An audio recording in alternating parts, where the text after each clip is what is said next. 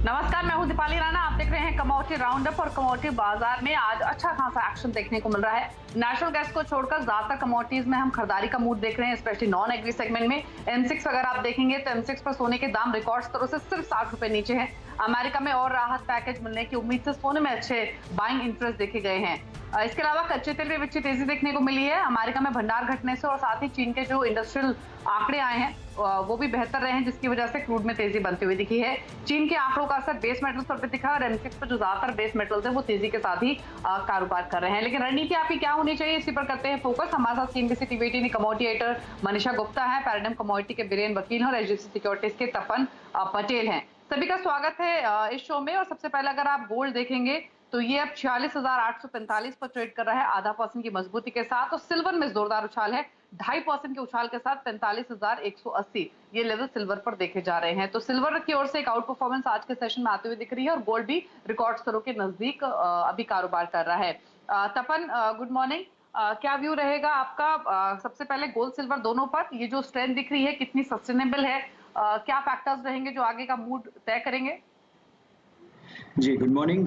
Gold silver में हमने overnight ही बढ़त देखी है कल रात से, और काफ़ी फैक्टर्स जो अभी फिलहाल डायरेक्टली इम्पेक्ट कर रहे हैं। एक तो है जो यूएस की तरफ से इकोनॉमिक डेटा जो है वो काफ़ी लगातार खराब आ रहा है। जॉब रिपोर्ट्स जो है, जॉब जो नंबर्स है वो लगातार नीचे आ रहे हैं।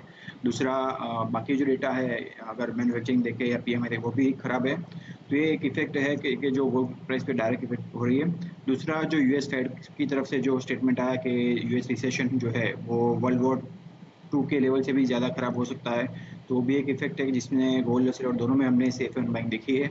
और तीसरा जो फैक्टर है कि यूएस प्रेसिडेंट डोनाल्ड ट्रंप की तरफ से जो अग्रेशन आ रहा है चाइना की और, तो उससे पता चल रहा है कि चाइना की तरफ यूएस के रिलेशन और भी ज़्यादा खराब हो सकते हैं। तो एक रिस्क प्रीमियम उसका भी बुलियन प्राइस में हमको देखने को मिल रहा है। तो मुझे लग रहा है कि ये जो बुलिश ट्रेंड है वो और कंटिन्यू रह सकता है। गोल्ड की स्पेसिफिकली बात करें तो अभी आज आधे घंटे में ही हमने सडन बाइंग देखी है, तो मुझे लग रहा है 46,650 से 700 की रेंज जो है वो बाइंग के लिए काफ़ी बेहतर है। ऊपर में टारगेट 46,900 और 47,100 के लेके गोल्ड में बाइंग की जा सकती है।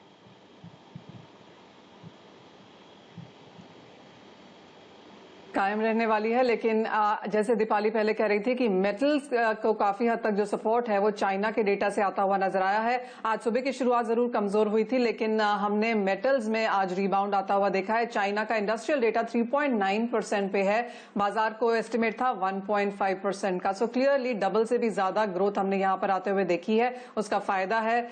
सप्लाई कंसर्न्स माइंस की तरफ से अभी भी हैं, आगे जाके और स्टिमुलस मेजर्स मिल सकते हैं, इसका सहारा भी मेटल्स यहाँ पर ले रहे हैं। और इसके अलावा कुछ बहुत जो रिकवरी चाइना की तरफ से निकली है उसका फायदा भी हमने यहाँ पर आते हुए देखा है। बीरेन जी, मेटल्स में अब आप यहाँ पर क्या देखेंगे, क्योंकि कॉपर निकल जैसे मेटल्स में हमने पिछले कुछ दिनों में थोड़ी सी बेहतर परफॉर्मेंस आते हुए देखी है, क्या अभी भी डिप्स पर या करंट गेन्स पर खरीदारी के मौके हैं? जैसे आपने कहा, चाइना की रिकवरी काफी रिसाउंडिंग लग रही है। इवन इंडिया में जो चाइना का स्टील आ रहा था वो अब इंडिया से माल जा रहा है। इसी तरह फिजिकल कॉपर में जो कुछ आइटम होती है उसमें भी चाइना में बहुत सालों के बाद वापस एक्सपोर्ट देखने मिली है इंडिया में से। इतना ही नहीं, कैस्टर ऑयल जो प्राइम आइटम है वहाँ भी काफ़ी एक्सपोर्ट शिपमेंट हुए हैं लॉकडाउन देखते हुए भी। तो यूरोप में और अमेरिका में लॉकडाउन एक बार उठ जाएगा तो डिमांड रिकवरी हमको देखने को मिलेगी शायद। और स्टिमुलस तो डेफिनेटली आ ही रहे हैं, और जो अपना जो स्टिमुलस आया है उसका भी थोड़ा इफेक्ट देखने को मिलेगा। तो टेम्पररी मेटल बॉटम आउट हुए हैं, बट फिर भी मैं इसका जो ब्रॉडर फंडामेंटल है वो सेल साइड का है, तो मैं 407-8 के आसपास कॉपर शॉर्ट प्रेफर करूंगा 412 के स्टॉप लॉस से, और 397-400 टारगेट रहेगा। स्ट्रैटेजी है बिकवाली की तरफ बीरेन की ओर से, लेकिन हाँ मेटल्स थोड़ा सा बॉटम आउट न्यू टर्म में होते हुए दिख रहे हैं, ये उनका व्यू है। तपन, आपका व्यू क्या रहेगा बेस मेटल्स पर? आपका भी यही कहना है कि जो वीकनेस हमने दिखी थी वो फॉर टाइमिंग शायद थोड़ी सी थमती हुई दिखे, या फिर कोई और सजेशन है? जी, बेस मेटल्स में ओवरऑल तो बॉटम बनती हुई हमें दिख रही है, लेकिन जो रिकवरी जो है मुझे लग रहा है कि स्लो एंड स्टेडी रहेगी, बिकॉज मेटल्स में डिमांड जल्दी से पीक होती हम नहीं देख रहे हैं। तो मुझे लग रहा है जैसे जैसे चाइना के डेटा और यूएस की तरफ से जो इकोनॉमिक रिकवरी रहती है उस हिसाब से मेटल्स का ट्रेंड रहेगा।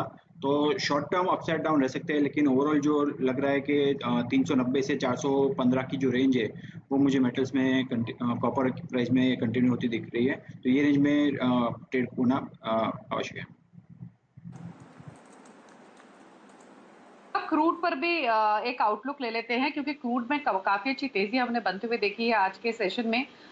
तपन, क्रूड पर भी अपना आउटलुक दीजिए। ये जो उत्पादन कटौती का असर है, आप कह सकते हैं कि थोड़ा सा उसका इम्पैक्ट अब हम प्राइसेस पर देख रहे हैं। आपको ये मोमेंटम सस्टेन होता हुआ दिख रहा है? क्या आउटलुक है यहाँ से फर्दर क्रूड पर?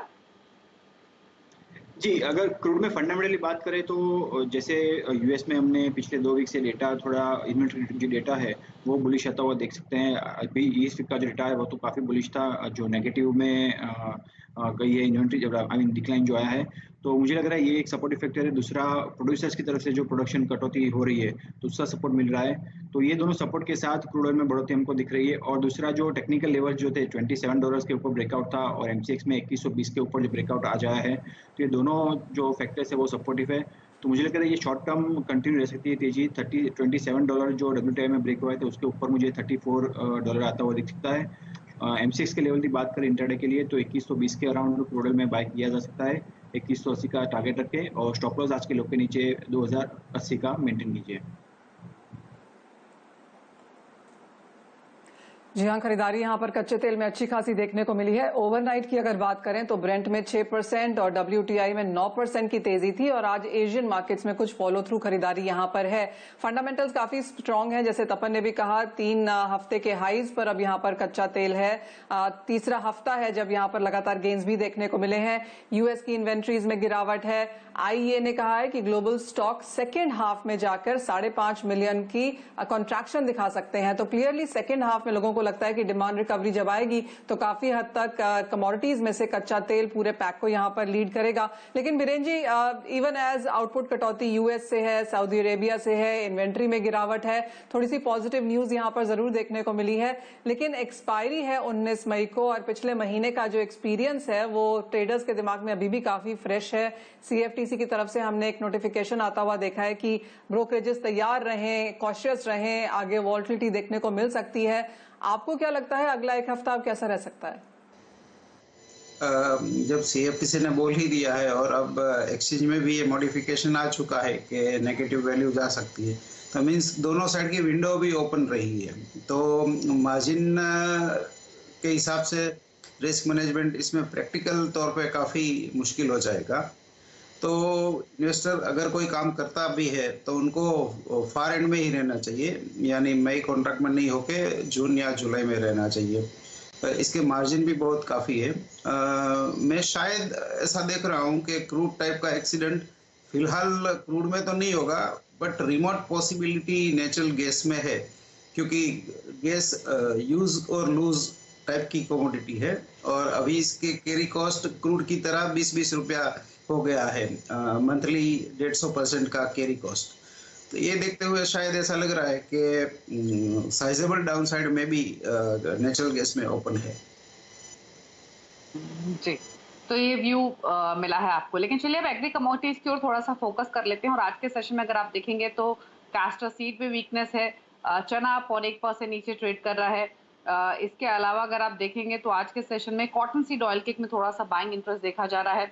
वहीं अगर आप स्पाइसेस की ओर रुख करेंगे तो कोरिएंडर थोड़े दबाव के साथ ट्रेड इस वक्त करते हुए दिख रहा है, भी बना हुआ है। लेकिन सबसे पहले पल्सेस और पूरी ही एडिबल ऑयल स्पेस पर एक आउटलुक ले लेते हैं। बीरेन जी बताइए, उठापटक तो हमने देखी है, लेकिन अब यहाँ से further outlook specially edible oil space में क्या है आपका? कोई ट्रेड अगर आपको लेना हो तो कन्विक्शन किसके साथ है?